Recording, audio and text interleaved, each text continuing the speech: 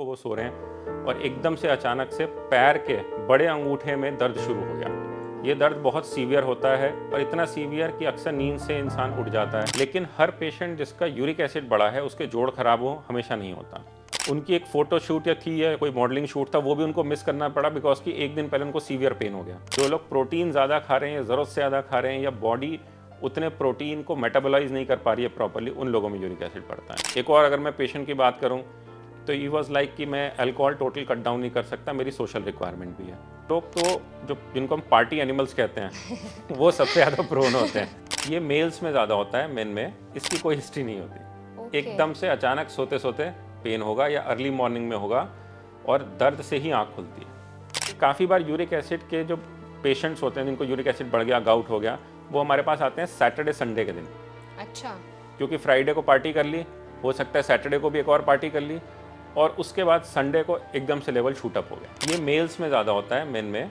Uric acid के patients में या गाउट के पेशेंट्स में हाइड्रेशन एक ऐसी चीज़ है जो हम सबसे ज़्यादा एम्फोसाइज करें। स्पेशलाइज तरह के कैंसर हैं पहला जिसमें कि यूरिक एसिड अपने आप से ज़्यादा बनता है शरीर में। ठंडे countries, non vegetarian habit, less water intake, उन कारणों से उन देशों में यूरिक एसिड रिलेटेड प्रॉब्लम्स होने के सिम्टम्स ज़्यादा हैं, चांसेस ज़्यादा हैं।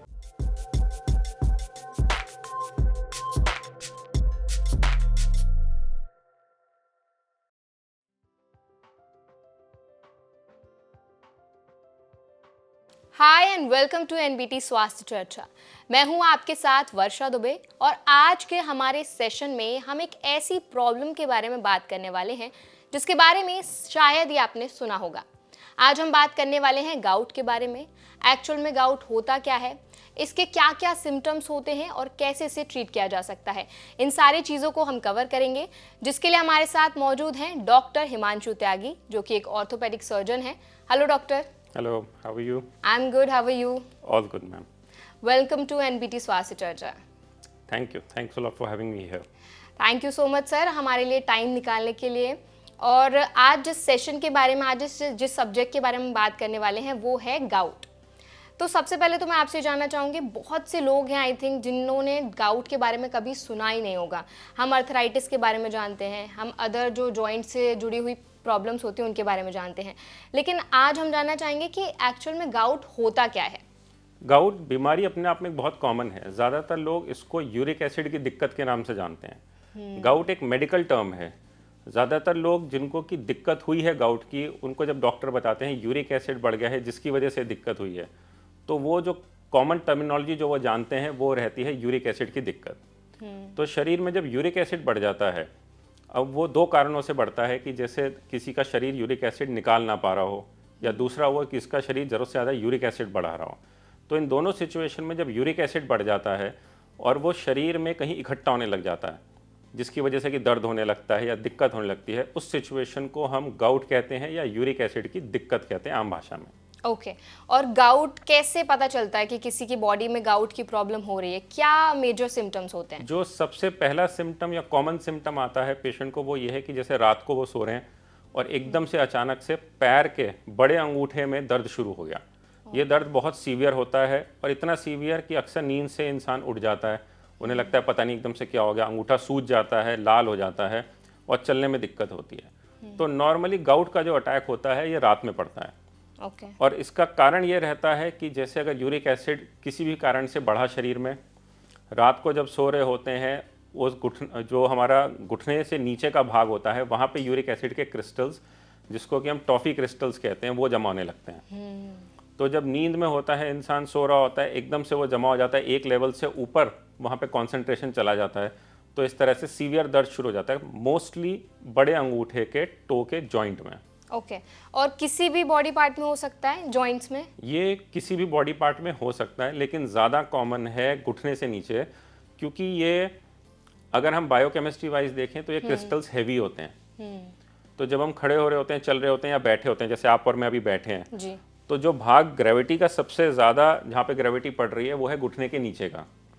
तो इसलिए गाउटी अर्थराइटिस टिपिकली घुटने से नीचे के भाग में होता है, लेकिन ये बाकी के शरीर के हिस्सों में भी हो सकता है। या अगर किसी किसी को क्रोनिकली यूरिक एसिड के लेवल ज़्यादा रहते हैं जी, तो ये भी हो सकता है कि वो डिफ्यूज बॉडी पेन सिंड्रोम के साथ है, जिसका मतलब ये है कि पेशेंट इस तरह से प्रेजेंट करता है कि मेरे को यहाँ की मसल में भी दर्द होता है, यहाँ के जॉइंट में भी, यहाँ के जॉइंट में भी। तो तब एक डिफरेंशियल डायग्नोसिस ये भी बनता है कि क्या रूमेटॉइड अर्थराइटिस है। अगर वो टेस्ट नेगेटिव आते हैं तो फिर ऑर्थोपेडिक सर्जन या फिजिशियन सोचते हैं कि कहीं गाउट की वजह से या यूरिक एसिड की वजह से तो दिक्कत नहीं है। तो जब हम चेक कराते हैं तो कितनी बार पेशेंट्स को डिफ्यूज पेन हो रहे होते हैं लेकिन यूरिक एसिड बढ़ा हुआ आता है। Okay, so basically it's a type of arthritis only. Yes, we can say it's a type of arthritis. लेकिन जैसे अर्थराइटिस होता है, जब हम टर्म यूज करते हैं अर्थराइटिस, उसका मतलब है कि जोड़ों का खराब होना। लेकिन हर पेशेंट जिसका यूरिक एसिड बढ़ा है उसके जोड़ खराब हो हमेशा नहीं होता। और ज़्यादातर कंडीशन में तो पेशेंट को, जैसे अगर पहली बार अर्थराइटिस, इसका गाउट का दर्द हुआ, तो जैसे वो पेशेंट डॉक्टर के पास जाता है, डॉक्टर उनको देखेंगे, बताएंगे ठीक है आपको मेरी तरफ से ये 5 चीज़ों का ध्यान रखना है ताकि ये दोबारा आपको ना हो। उस सिचुएशन में ज़्यादातर पेशेंट्स जो कि अवेयर हैं, हेल्थ कॉन्शियस हैं, वो उन 4 या 5 चीज़ों का ध्यान रखते हैं ताकि दोबारा इस तरह से उनको दर्द ना हो। तो जो पेशेंट्स ध्यान रख लेते हैं, बार बार यूरिक एसिड नहीं बढ़ने देते हैं, उन लोगों की स्थिति फ्रैंक अर्थराइटिस तक नहीं पहुंचती। ओके। लेकिन अगर कोई इग्नोरेंट है हेल्थ के लिए या किसी सिचुएशन में यूरिक एसिड का बढ़ना हम रोक ही नहीं पा रहे, जैसे अगर कोई कैंसर की ड्रग्स पे है या किसी के किडनी में प्रॉब्लम है, तो यूरिक एसिड एक लेवल से ऊपर रहता ही रहता है। हम बहुत स्ट्रॉन्ग दवाइयाँ देंगे तो भी ऊपर की तरफ ही रहता है। उन सिचुएशंस में ये हो सकता है कि पेशेंट कुछ सालों बाद फ्रैंक गाउटी अर्थराइटिस लेके प्रेजेंट करे, जिसका मतलब ये है कि यूरिक एसिड क्रिस्टल्स की वजह से जोड़ ही खराब होने अब शुरू हो गए। ओके, तो तब उसको हम फ्रैंक अर्थराइटिस कहते हैं। ठीक है डॉक्टर, अभी आपने बताया क्या सिम्टम्स होते हैं। अब हम जानते हैं कि इसके कॉजेस क्या हो सकते हैं, मेनली किन कारणों की वजह से गाउट की प्रॉब्लम्स होती हैं। जी, नॉर्मली अगर हम ब्रॉडली देखें तो 2 कारण होते हैं। एक तो वो कि शरीर यूरिक एसिड ज़रूरत से ज़्यादा बना रहा है या शरीर यूरिक एसिड को निकाल नहीं पा रहा है। अब जो इसमें प्रेसिपिटेटिंग फैक्टर होते हैं वो नॉर्मली ये होते हैं कि जैसे अगर कोई पेशेंट है जो पानी कम पी रहा है या बॉडी में हाइड्रेशन की कमी है, यूरिक एसिड निकल नहीं पा रहा है यूरिन से, तो वो एक बड़ा कॉमन कारण है। ये खास तौर से उन लोगों में मिलता है जैसे कि जो किसी एपिसोड की वजह से पानी कम पी रहे हों, जैसे घूमने चले गए दोस्तों के साथ कहीं ठंडी जगह, वहाँ पानी कम पी रहे हैं, या कोई ऐसी जगह चला गया जहाँ पे कि धूप बहुत ज़्यादा है, डिहाइड्रेशन हो रहा है, वहाँ पे भी पानी जितना पीना चाहिए उतना नहीं पी रहे, तो बॉडी में यूरिन कम निकलता है जिसकी वजह से यूरिक एसिड बॉडी में जमा हो जाता है। तो सबसे कॉमन कारण है अगर हाइड्रेशन प्रॉपर नहीं है। ओके। दूसरा ये रहता है कि रेड मीट जो होता है, जो लोग रेड मीट खाते हैं जैसे बीफ हो गया, उन लोगों में यूरिक एसिड बढ़ने के चांसेस होते हैं। अगर हम ओवरऑल भी देखें तो नॉन वेजिटेरियंस में यूरिक एसिड बढ़ने के चांसेस ज़्यादा होते हैं। ओके। तीसरा होता है अगर वेजिटेरियन कोई जो बहुत हाई प्रोटीन डाइट पे है, उनमें भी होता है, क्योंकि प्रोटीन के ब्रेकडाउन से हमारा यूरिक एसिड बनता है। तो जो लोग प्रोटीन ज़्यादा खा रहे हैं या ज़रूरत से ज़्यादा खा रहे हैं या बॉडी उतने प्रोटीन को मेटाबोलाइज नहीं कर पा रही है प्रॉपरली, उन लोगों में यूरिक एसिड बढ़ता है। इसके सिवा अल्कोहल, खासतौर से बियर लेना, वो एक बहुत कॉमन कारण है जिससे कि यूरिक एसिड हमारे बॉडी में बढ़ सकता है। इसके सिवा के कुछ माइनर फैक्टर्स रहते हैं, जैसे अगर किसी ने बहुत हैवी एक्सरसाइज करी, मसल ब्रेकडाउन हो रहा है, तब हो सकता है, या उन सिचुएशंस में जिनमें कि मसल ब्रेकडाउन किसी का वैसे भी हो रहा हो दूसरे कारणों से, जैसे अगर किसी को मायोपैथीज जैसी बीमारियां हैं, उन लोगों में भी मसल ब्रेकडाउन ज़्यादा होते हैं, उस सिचुएशन में भी हो सकता है। या फिर अगर शरीर का मेटाबॉलिज्म किसी भी कारण से अफेक्टेड है तब हो सकता है। काफ़ी सारी दवाइयाँ भी होती हैं जिनसे कि यूरिक एसिड बढ़ सकता है, जैसे कैंसर की दवाइयाँ, या फिर कभी कभी हम देखते हैं टीबी के मरीजों में भी यूरिक एसिड बढ़ जाता है, क्योंकि टीबी की जो दवाइयाँ चलती हैं उससे भी यूरिक एसिड बढ़ने की टेंडेंसी होती है। तो ग्रॉसली ये 7 तरह के सिचुएशंस हैं या 7 कारण हैं जो कि यूरिक एसिड को शरीर में बढ़ा सकते हैं। कैंसर की वजह से कैसे होता है? कैंसर की वजह से इसलिए होता है कि कुछ स्पेशलाइज तरह के कैंसर हैं, पहला जिसमें कि यूरिक एसिड अपने आप से ज़्यादा बनता है शरीर में।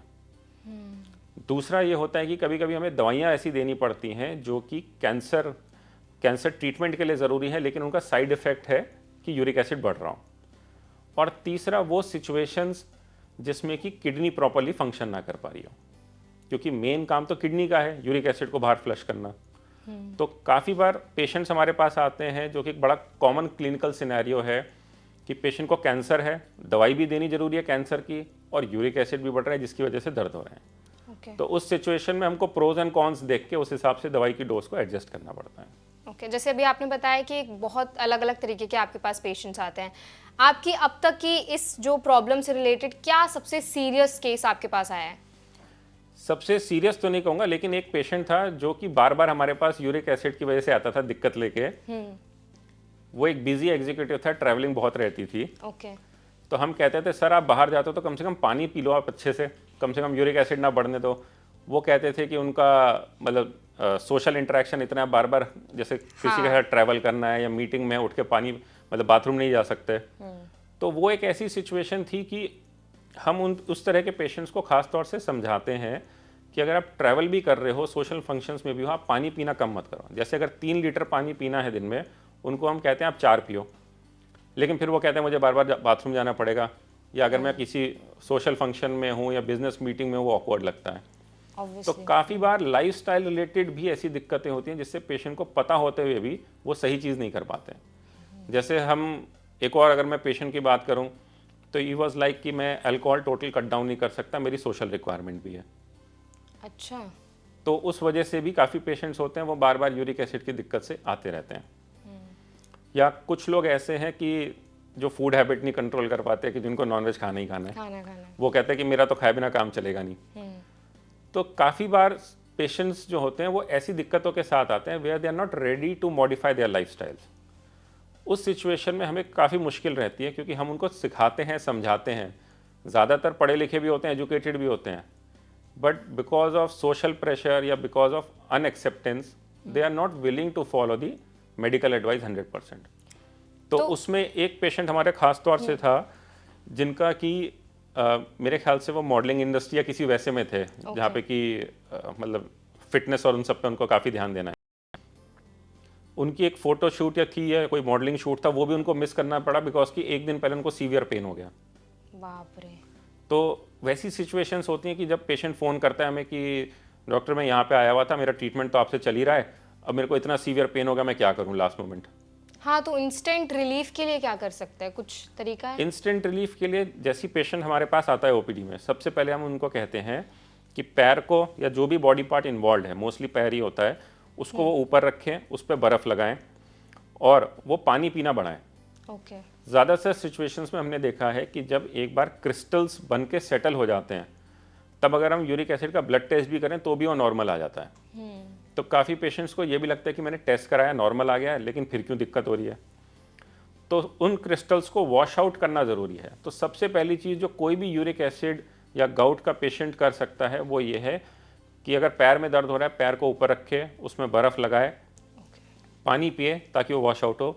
और फिर हम प्रिस्क्राइब करते हैं कि जो भी आपके पास पेन मेडिसिन है, अगर घर में कोई इमरजेंसी में कोई पेन मेडिसिन है आप वो लो, नहीं तो कितनी बार पेशेंट हमारे पास इतने पेन में आता है कि हमें एडमिट भी करना पड़ता है, इंजेक्शंस भी देने पड़ते हैं, तब जाके पेन कम होता है। बाप रे।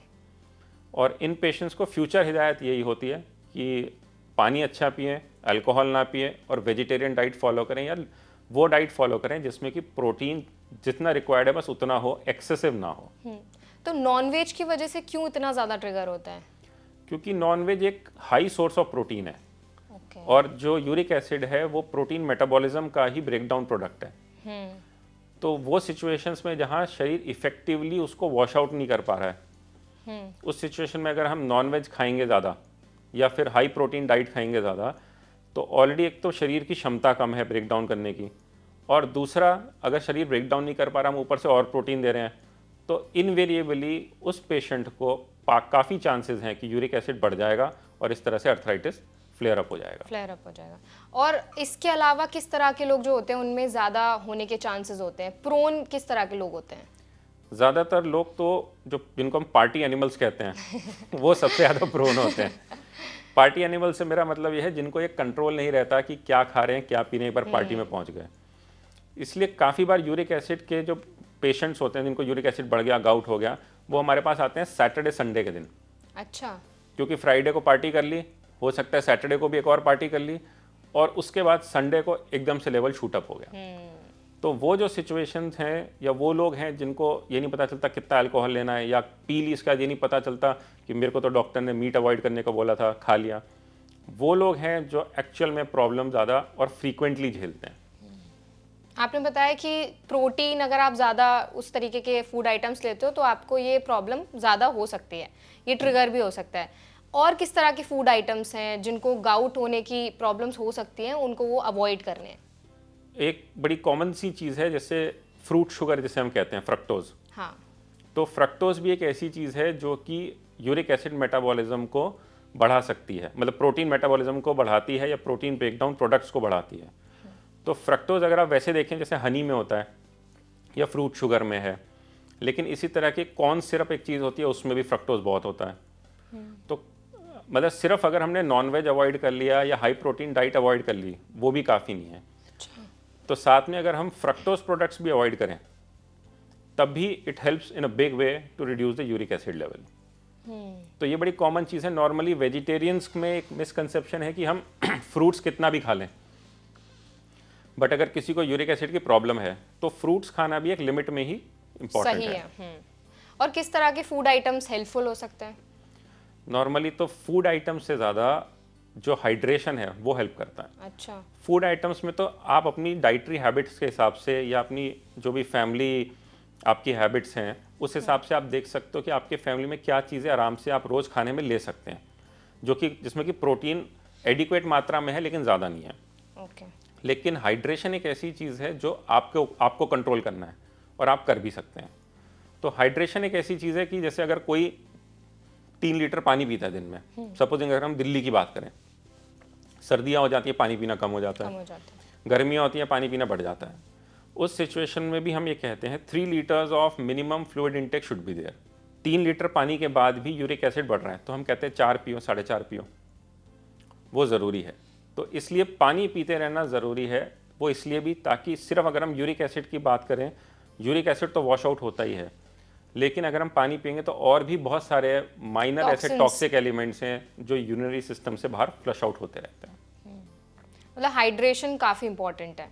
बिल्कुल, यूरिक एसिड के पेशेंट्स में या गाउट के पेशेंट्स में हाइड्रेशन एक ऐसी चीज़ है जो हम सबसे ज़्यादा एम्फसाइज करते हैं। सर मुझे एक चीज़ जाननी थी, जैसे हमने गाउट के बारे में काफ़ी कॉन्वर्जेशन की, गाउट और अर्थराइटिस कैसे अलग अलग, मतलब कैसे डिफरेंशिएट कैसे होता है? अर्थराइटिस एक बहुत अम्ब्रेला टर्म है जिसमें कि बहुत तरह के अर्थराइटिस आते हैं, जैसे रूमेटॉइड अर्थराइटिस हो गया ठीक है। या सीरोनेगेटिव अर्थराइटिस हो गया, एंकालोजिंग स्पॉन्डिलाइटिस हो गया।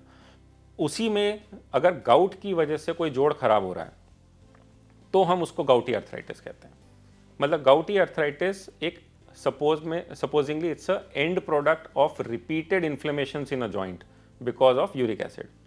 जैसे पहला एपिसोड हुआ उसमें जॉइंट खराब नहीं होगा, दूसरे में भी नहीं होगा, लेकिन अगर किसी को बार बार हो रहा है सेम जॉइंट में यूरिक एसिड क्रिस्टल डिपॉजिट हुए जा रहे हैं तो अल्टीमेटली फिर एक ना एक दिन वो अर्थराइटिस तक पहुंच ही जाएगा। मतलब जो इनिशियल स्टेज होती है वो गाउट होता है? इनिशियल स्टेज होती है यूरिक एसिड बढ़ना, ओके। उससे जो तकलीफ हो जाती है, जो अर्थराइटिस शुरू होता, जो क्रिस्टल्स डिपॉजिट होते हैं, वो गाउट होता है, जिसमें कि सूजन, दर्द होना, वो सब होता है। जब वो बार बार होता रहे जिससे कि वो क्रिस्टल्स डिपॉजिट होके जॉइंट का कार्टिलेज खराब करने लगे, उसको हम अर्थराइटिस कहते हैं। ओके, मतलब पहले आपका यूरिक एसिड डिपॉजिट हो रहा है, उसके बाद आपको क्रिस्टल्स बनने शुरू हो रहे हैं, देन वो अर्थराइटिस में कन्वर्ट होता है। हाँ। So it's a process only. It's a process but normally it's a long process. तो ज़्यादातर तो पेशेंट ही दूसरे तीसरे एपिसोड के बाद इतने अक्लमंद हो जाते हैं, वो हाथ जोड़ लेते हैं कि ना मैं अब अल्कोहल पीऊँगा, ना मैं नॉनवेज खाऊंगा और पानी भी खूब पीऊँगा। इस सिचुएशन में ज़्यादातर ऑलमोस्ट 100 में से 95 मरीज जो होते हैं वो अक्लमंद हो जाते हैं और अपना ध्यान रखने लगते हैं।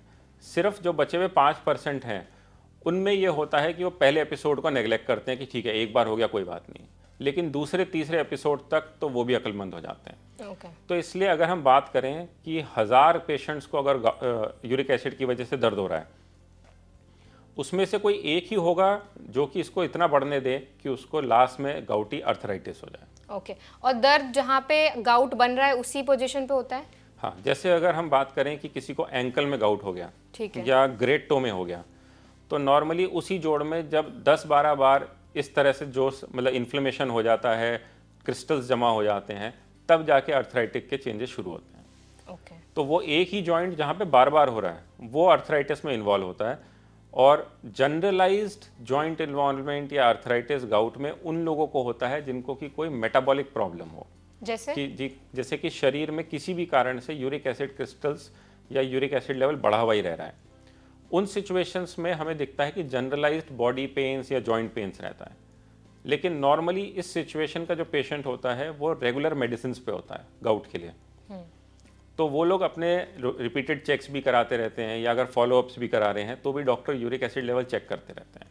तो उस स्टेज तक पहुंचने नहीं देते जहाँ पे कि पहुंच के मल्टीपल जॉइंट्स में आपको अर्थराइटिस मिले गाउट की वजह से। मतलब पहले ही आप ट्रीट कर लेते हैं उसको। हाँ, और इन पेशेंट्स को हम नॉर्मली जो भी मेडिकल रिकॉर्ड्स हैं उसमें ऊपर मार्क भी कर देते हैं कि अगर मेरे पास नहीं आके अगली बार वो किसी और डॉक्टर के पास जा रहे हैं तो जैसे ही वहाँ पे पेपर दिखाएंगे उस डॉक्टर को भी पता चल जाएगा कि यूरिक एसिड बढ़ने की टेंडेंसी है। डॉक्टर, मैं पढ़ रही थी तो मुझे पता चला कि वेस्टर्न कंट्रीज में प्रॉब्लम ज़्यादा प्रोमिनेंट है, इंडिया में इतना नहीं है, ऐसा क्यों?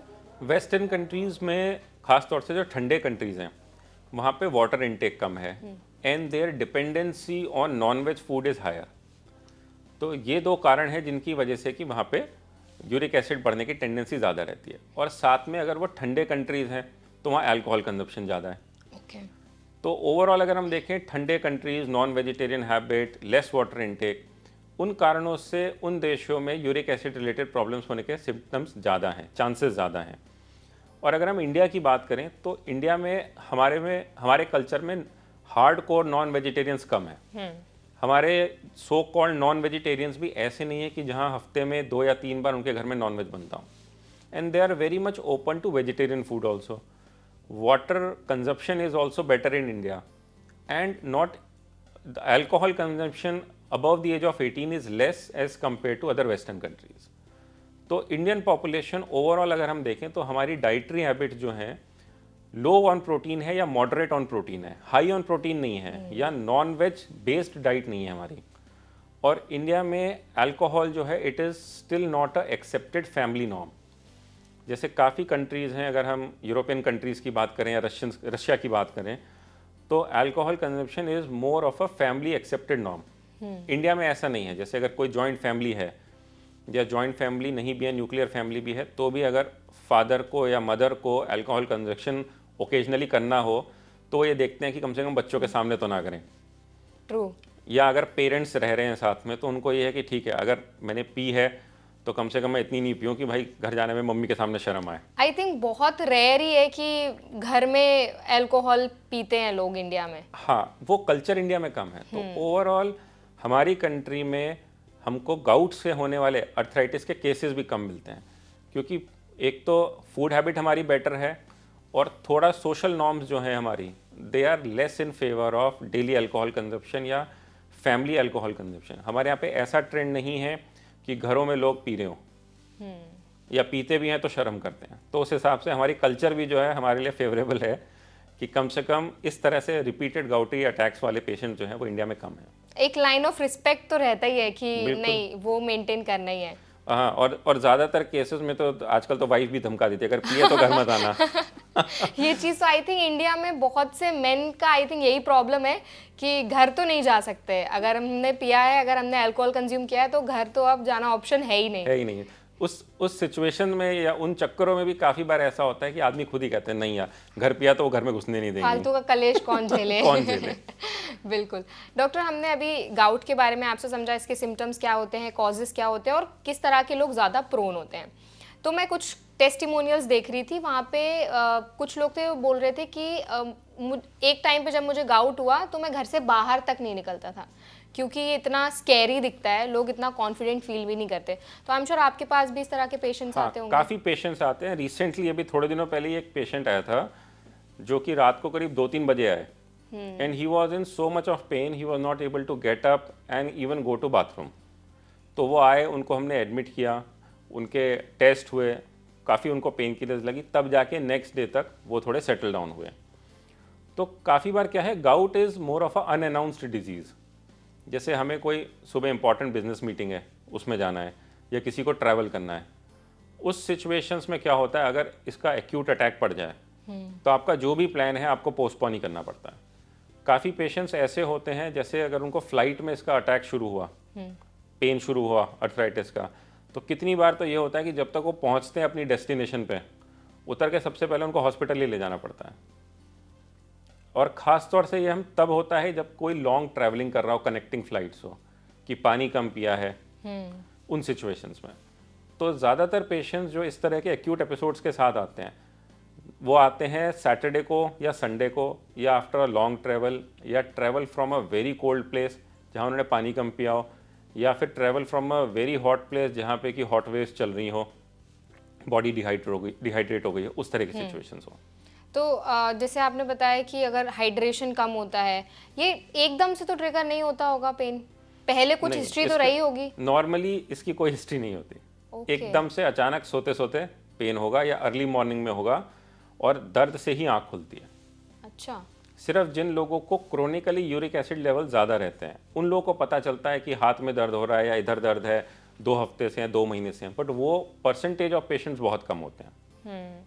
ज़्यादातर तो अटैक पेन, मतलब एक्यूट अटैक के साथ ही आने वाले पेशेंट्स होते हैं। आई थिंक नर्व कंप्रेशन भी होता है, और उसमें क्या डिफरेंस होता है गाउट और नर्व कंप्रेशन में? एक्यूट नर्व कंप्रेशन के जो सिम्टम्स होते हैं ना, वो पेन के साथ साथ नमनेस और टिंगलिंग के भी होते हैं। अच्छा। लेकिन गाउट का जो पेन होता है that is a pure pain, और उसमें क्या है, जॉइंट में सूजन दिखेगी, लाल दिखेगा।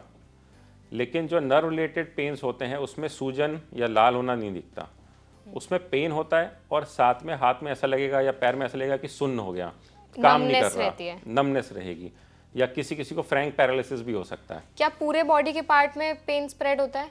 Nerve related pains normally nerve के उस भाग में जाते हैं जहाँ पे कि नर्व सप्लाई कर रही है। जैसे आपने अगर एक चीज़ सुनी हो जिसमें कि सैटरडे नाइट पाल्सी कहते हैं, काफ़ी लोग क्या होता है कि जैसे पार्टी करी उन्होंने, उसके बाद उनको ये नहीं पता कहाँ सोना है, कैसे सोना है, और अगर अल्कोहल भी लिया हुआ है तो कुर्सी पे ही सो जाते हैं, तो ऐसे इस तरह से सो जाते हैं। हाँ। तो सुबह जब उठते हैं तो यहाँ से एक नर्व जो जारी होती है वो दब गई होती है, तो जब सुबह उठेंगे उनको पता चलेगा हाथ ही काम नहीं कर रहा है, या हाथ में बहुत दर्द है, सुनपन है, भारीपन है।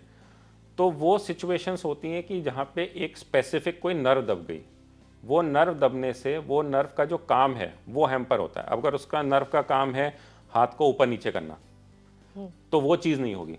सुबह उठेगा पेशेंट, उसको लगेगा क्या हो गया, एकदम से हाथ काम क्यों नहीं कर रहा।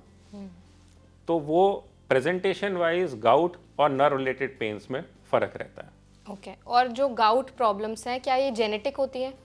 गाउट की प्रॉब्लम जेनेटिक हो सकती है अगर किसी की फैमिली में टेंडेंसी है कि यूरिक एसिड लेवल ज़्यादा रहने की, या किडनी डिस्फंक्शन की, या मेटाबॉलिक सिंड्रोम्स की।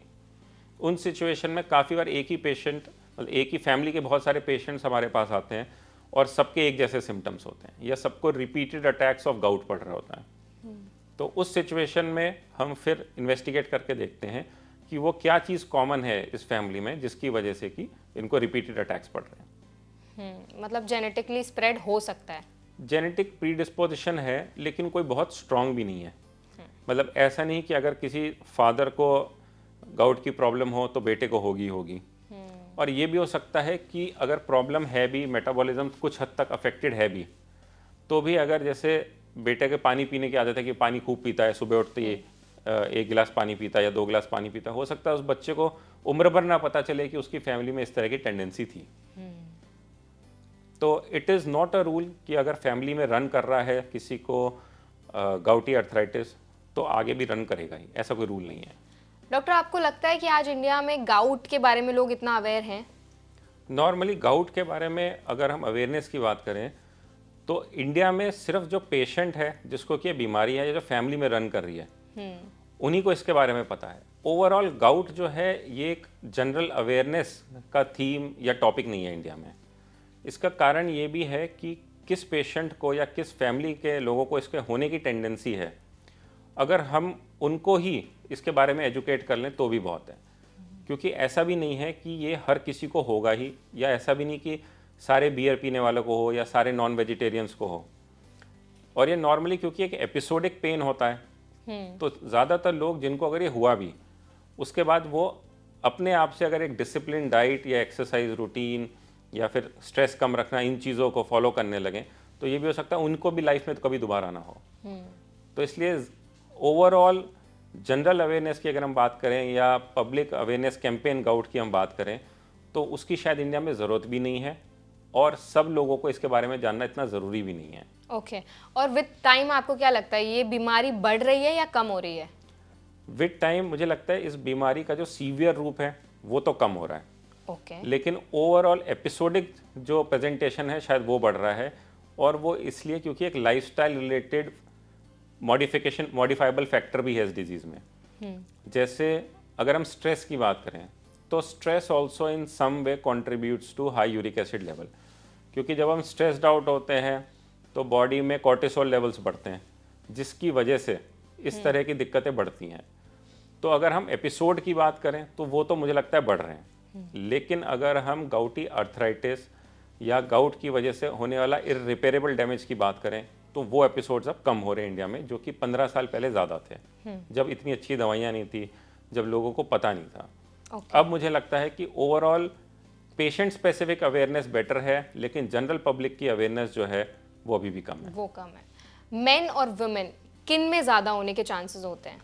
ये मेल्स में ज़्यादा होता है, मेन में, और उसका कुछ एक हार्मोनल रीज़न भी है कुछ हद तक, क्योंकि फीमेल्स में जो ईस्ट्रोजन होता है वो overall uric acid wash out और मेटाबॉलिज्म को कम की तरफ रखता है। मतलब फीमेल्स में ईस्ट्रोजन नेचुरली हेल्प करता है यूरिक एसिड निकालने में शरीर से, और मेल्स में क्योंकि ईस्ट्रोजन लेवल्स ज़्यादा नहीं होते, testosterone is the predominant hormone, तो मेल्स में इसके चांसेस ज़्यादा हैं।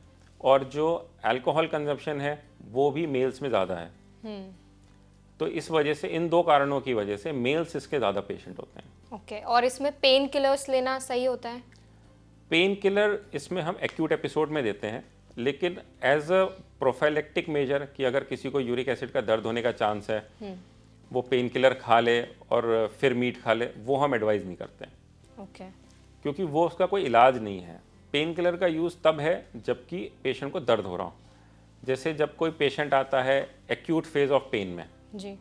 उस सिचुएशन में हम कहते हैं ठीक है, हम आपको पेन किलर भी देंगे या और forms of anti inflammatory medicine भी देंगे, लेकिन वो एक शॉर्ट पीरियड के लिए होता है, से फॉर 3 डेज और 5 डेज। लेकिन लॉन्ग टर्म पेन किलर की इसमें ज़रूरत नहीं है। अगर पेशेंट मेरी बताई हुई जो 5 चीज़ें उनको फॉलो कर ले तो हो सकता है उसको दोबारा कभी इस तरह का यूरिक एसिड का अटैक पड़े ही नहीं। क्या क्या है वो 5 चीज़ें? 5 चीज़ें, पहले तो पानी अच्छे से पीना है। अगर आपको यूरिक एसिड प्रॉब्लम इस्टेब्लिश्ड है तो कम से कम आपको 4 लीटर के करीब पानी पीना चाहिए। नहीं तो नॉर्मल इंसान को भी 3 लीटर के करीब। दूसरा, अल्कोहल, खासतौर से बियर नहीं लेनी। तीसरा, आपको रेड मीट या अगर आप मीट खाते हैं उसको आप छोड़ दें तो सबसे अच्छा है। चौथा, अगर आपके केस में आपकी फैमिली में इस्टेब्लिश्ड है कि यूरिक एसिड की प्रॉब्लम है और आप हाई प्रोटीन डाइट ले रहे हैं किसी भी रीज़न से, जैसे कि बॉडी बिल्डिंग के रीज़न से या किसी भी रीज़न से, अगर आप उसको अवॉइड करें तो भी आपके लिए बेस्ट है। और 5वीं चीज़ है, अगर आप अपना स्ट्रेस लेवल नीचे रख पाएँ।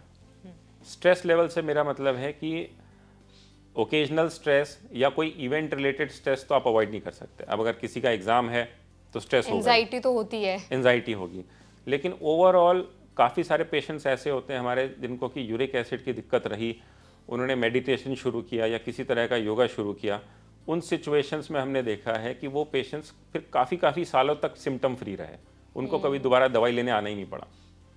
तो स्ट्रेस अपने आप में एक ऐसी चीज़ है कि जो अननोइंगली इस चीज़ के लिए कंट्रीब्यूट करती है। तो ये 5 चीज़ें अगर हम इनका ध्यान रखें तो ज़्यादातर पेशेंट्स जिनको कि रिपीटेड अटैक्स हो रहे हैं यूरिक एसिड की वजह से या गाउटी अर्थराइटिस की तरफ प्रोग्रेस कर रहे हैं, तो वो खुद को बचा भी लेंगे, उनकी दवाइयों की भी रिक्वायरमेंट नहीं रहेगी, और उनको फिर ये भी डर नहीं रहेगा कि अगर मैं कहीं घूमने गया एकदम से अटैक हो गया मेरे को तो मेरा क्या होगा। क्योंकि ऐसी भी सिचुएशंस हुई है, काफ़ी बार लोग अपनी जो फैमिली ट्रिप्स हैं या फ्रेंड्स के साथ ट्रिप हैं वो छोड़ के बीच में वापस आए कि मैं तो गया दोस्तों के साथ घूमने था और वहाँ जाके एकदम से अटैक हो गया और मुझे वापस आना पड़ा। तो उस सिचुएशंस में हम लोगों को कहते हैं कि आप इन 5 चीज़ों को फॉलो करो, आप जहाँ भी जा रहे हो। जैसे ऐसा नहीं कि आप अपनी लाइफ जीनी छोड़ दो, आप दोस्तों के साथ घूमने जाओ, आपको लगता है कि भाई दोस्तों के साथ आज आपको एंजॉय करना है, आप एक ओकेजनल बियर लेना चाहते हो, तो हम कहते हैं फिर आप उसी हिसाब से अपना हाइड्रेशन भी रखो। और अगर आप बियर ले रहे हो तो you don't take non veg, आप दोस्तों की कंपनी भी इंजॉय करो लेकिन अपना ध्यान भी रखो। तो डॉक्टर, जो आपने 5 चीज़ें बताई, आई एम श्योर जितने भी लोग आज के एपिसोड देख रहे होंगे उनके लिए बहुत हेल्पफुल रहने वाली हैं।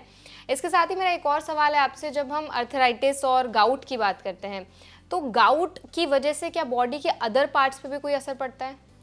गाउट की वजह से, जैसे किडनी है, मेन काम किडनी का है यूरिक एसिड को निकालना। तो अगर किसी भी वजह से यूरिक एसिड बहुत बन रहा है और किडनी उसको उतना एफिशिएंटली नहीं निकाल पा रही है, तो सबसे पहले किडनी अफेक्ट होती है। जैसे यूरिक एसिड स्टोन्स जो होते हैं वो बनने के चांसेस बढ़ जाते हैं, इसलिए किडनी स्टोन्स के चांसेस बढ़ जाते हैं। उसके सिवा जो इन्फ्लेमेटरी कंडीशंस हैं बॉडी में वो ट्रिगर होती हैं यूरिक एसिड की वजह से। तो अगर किसी पेशेंट को सपोजिंग रूमेटॉइड अर्थराइटिस है या एंकलोजिंग स्पॉन्डिलाइटिस भी है या कोई ऑटो इम्यून इन्फ्लेमेटरी कंडीशन है बॉडी की और साथ ही यूरिक एसिड भी बढ़ जाता है, तो दोनों चीज़ें मिल के एक बहुत ज़्यादा पेनफुल सिचुएशन बना सकती हैं। उस सिचुएशन में भी हम पेशेंट को ये कहते हैं कि अगर आपकी बॉडी में इन्फ्लेमेटरी कंडीशन है तो आपको अपना यूरिक एसिड कंट्रोल में रखना और भी ज़रूरी है। हम कितनी बार ये भी देखते हैं कि जनरलाइज्ड माइल्जिया जो कि मसल रिलेटेड पेन्स होते हैं वो भी पेशेंट्स में बहुत बढ़ जाते हैं कि अगर यूरिक एसिड उनका एक लिमिट से ज़्यादा बढ़ रहा हो। तो बाकी के ऑर्गन्स को भी ये डैमेज करता ही है, लेकिन सबसे ज़्यादा जो डैमेजिंग रहता है वो किडनी के लिए और जॉइंट्स के लिए इसका इफेक्ट रहता है। ओके और इसका कैसे ट्रीटमेंट होता है, क्या ट्रीटमेंट्स अवेलेबल हैं? ट्रीटमेंट बेसिकली 3 स्टेजेस में रहता है। पहला तो होता है एक्यूट स्टेज, जब पेशेंट एकदम दर्द के साथ आया तब हम पेशेंट को कहते हैं कि आपको पैर ऊपर रखना है, अपना बर्फ़ लगानी है, उसमें हिलना डुलना नहीं है आपको। एक्यूट स्टेज में हो सकता है अगर हाइड्रेशन कम हो तो हम आईवी फ्लूइड्स भी चढ़ाएं, हम पेन किलर्स भी दें, कभी कभी हमको स्टेरॉइड्स भी देना पड़ता है अगर पेन बहुत ज़्यादा हो रहा हो। उसके बाद आता है रोल उन दवाइयों का जो कि यूरिक एसिड को शरीर से निकालती हैं या यूरिक एसिड का बनना कम करती हैं। तो ये 2 क्लास की मेडिसिन हैं, वो हम पेशेंट को देते हैं depending on the symptoms and the history. अगर फैमिली हिस्ट्री है, मतलब फर्स्ट एपिसोड है या सेकंड एपिसोड है या थर्ड है, या अगर कोई कारण है कि क्यों इस पेशेंट को आज ये दिक्कत हुई, तो depending on that in 2 categories की हम दवाई देते हैं। अब ये दवाई कितनी लंबी देनी है ये इस पर भी डिपेंड करता है कि पेशेंट का फर्स्ट एपिसोड है, सेकंड है, या नॉर्मली यूरिक एसिड का लेवल कितना रहता है। हो सकता है दवाइयाँ हफ्तों देनी पड़े, हो सकता है महीनों भी, किसी किसी को लाइफ लॉन्ग भी देनी पड़ती है। इसके साथ में ट्रीटमेंट में हम ये भी देखते हैं कि वो क्या कारण है जिसने कि यूरिक एसिड को ट्रिगर किया है। जैसे अगर किसी को एंटी कैंसर ड्रग्स चल रही हैं या किडनी की कोई प्रॉब्लम है, तब तो हम ये मान के चलते हैं कि हमें यूरिक एसिड ना बनने वाली और यूरिक एसिड निकालने वाली दोनों तरह की दवाइयाँ देनी है। तो उस सिचुएशन में इलाज जो है दवाइयों वाला लंबा भी रहेगा और दवाइयाँ काफ़ी भी चलेंगी, हो सकता है दिन में 2-2 दवाई लेनी पड़े। लास्ट सिचुएशन वो आती है कि जब हम ये मान के चलते हैं कि हमने इस एपिसोड को तो कंट्रोल कर लिया है, लेकिन हमें आगे पेशेंट को दिक्कत ना हो उसके लिए क्या करना है। उस सिचुएशन में अगर किसी मेडिसिन से यूरिक एसिड बढ़ रहा हो, जैसे अगर कोई टीबी की दवाई खा रहा है और यूरिक एसिड बहुत बढ़ गया, तो टीबी की दवाई में भी हमको चेंज करना पड़ेगा कि हम वो दवाई बंद करें जो कि यूरिक एसिड को बढ़ा रही है। तो एक तो मॉडिफाइबल फैक्टर है कि जैसे हमने दवाई बदल दी, पेशेंट ठीक हो गया, यूरिक एसिड अब नहीं बढ़ेगा। दूसरा नॉन मॉडिफाइबल फैक्टर है कि अगर कैंसर की दवाई है तो देनी ही देनी है, रोक नहीं सकते। इन दोनों सिचुएशन में ट्रीटमेंट थोड़ा बदल जाता है। जो 5 चीज़ें मैंने आपको बताई वो तो दोनों सिचुएशंस में लागू हैं, लेकिन मेडिकल पार्ट इस चीज़ पे डिपेंड करता है कि मॉडिफाइबल फैक्टर है कि नॉन मॉडिफाइबल। कंप्लीटली क्योरेबल है ये? It is completely curable unless there is a underlying metabolic problem और some issue that is constantly triggering excessive uric acid production. Constant factor हो गया जैसे कैंसर की दवाई कि हम बंद नहीं कर सकते, देनी देनी है। और नॉन मॉडिफाइबल फैक्टर या परमानेंट फैक्टर हो गया कोई ऐसा मेटाबॉलिक प्रॉब्लम जिससे कि शरीर में यूरिक एसिड ज़्यादा बन रहा है, जिसको हम रोक ही नहीं सकते, जो कि जेनेटिक भी हो सकता है। तो उन सिचुएशंस में हमारे लिए दिक्कत ज़्यादा बढ़ जाती है या मुश्किल हो जाता है। उन पेशेंट्स का रेगुलर टेस्ट भी होता है, लाइफ लॉन्ग मेडिसिन भी चलती हैं, और फिर भी हो सकता है वो उस लेवल के पेन फ्री ना हो पाए। मतलब एक बार अगर हो गया तो ये फिर भी आपको आगे जाके भी ट्रिगर कर सकता है? नहीं, ऐसा नहीं रहता। हम अगर देखें तो 1000 में से 999 पेशेंट ऐसे होते हैं जिनमें कि कोई मेटाबॉलिक रीज़न या कोई किडनी प्रॉब्लम नहीं होती।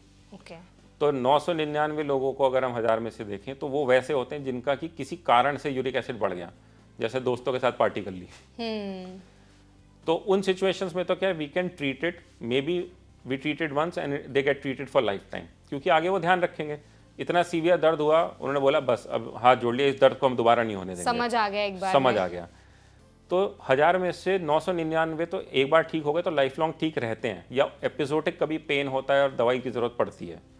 लेकिन 1000 में से वो एक है जिसका हमको long term treatment management follow up करना पड़ता है। बहुत कम ऐसे केसेस हैं। हाँ, तो इसीलिए यूरिक एसिड की प्रॉब्लम एक ऐसी चीज़ है कि हमें उसके लिए जनरल अवेयरनेस की ज़रूरत है, लेकिन पैनिक क्रिएट नहीं करना है।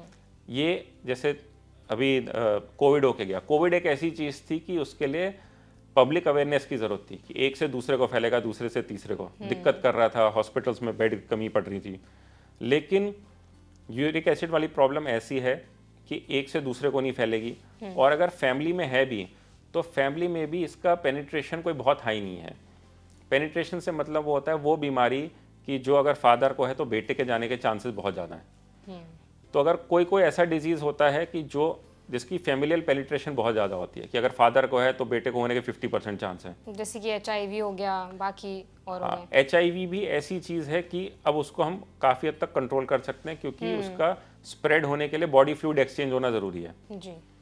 लेकिन जैसे एनीमियाज होते हैं, थैलेसीमिया होता है जैसे, जो कि फैमिलीज में रन करता है कि अगर फादर को भी है, मदर को भी है, तो बेटे को या बेटी को होने के चांसेस ऑलमोस्ट 80% है। तो उस तरह की बीमारी नहीं है ये यूरिक एसिड। ओके। तो इसलिए अगर फैमिलियल टेंडेंसी भी है तो भी हम इसको बहुत अच्छे से कंट्रोल कर सकते हैं, ट्रीट कर सकते हैं। बिल्कुल। एट लास्ट डॉक्टर, क्या कोई मैसेज आप हमारी ऑडियंस को देना चाहेंगे ताकि वो इस प्रॉब्लम से ज़्यादा अवेयर हो सकें और अपने, अगर वो इस तरह का कोई भी प्रॉब्लम फेस करते हैं तो आगे जाके उनको पता हो कि उनको क्या करना है? खास तौर से मैसेज उन लोगों के लिए है जो कि डेली अल्कोहल लेते हैं या नॉनवेज पे हेविली डिपेंडेंट हैं। अगर आपको कभी भी कोई पेन हो रहा है, एपिसोडिक पेन भी है, जैसे कि अगर फुट में पेन हुआ या एंकल में हुआ, बहुत सीवियर हुआ, उसको इग्नोर नहीं करें, अपने डॉक्टर को ज़रूर दिखाएं, अपना यूरिक एसिड लेवल चेक कराएं। और अगर आप अपना लाइफस्टाइल नहीं बदल सकते तो कम से कम आपको अपना स्ट्रेस लेवल कम रखना है और पानी ज़रूरत से ज़्यादा पीना है, ताकि अगर आप डेली डिपेंडेंसी है अल्कोहल पे या नॉनवेज पे तो भी आपकी बॉडी से यूरिक एसिड वॉश आउट होता है। बिल्कुल। Thank you so much doctor Himanshu, आज आपने हमें और हमारी ऑडियंस को गाउट के बारे में इतनी useful information the, and I am sure आज का सेशन उनको ज़रूर पसंद आया होगा। और हमारे लिए टाइम निकालने के लिए आपका बहुत बहुत धन्यवाद। Thank you, thanks for having me here. I am sure आज का एपिसोड आपको पसंद आया होगा। अगर आज के एपिसोड में दी गई इन्फॉर्मेशन आपको हेल्पफुल लगी होगी तो वीडियो को लाइक करें, ज़्यादा से ज़्यादा शेयर करें, और ऐसी और भी वीडियोस देखने के लिए हमारे चैनल NBT लाइव को सब्सक्राइब करना ना भूलें।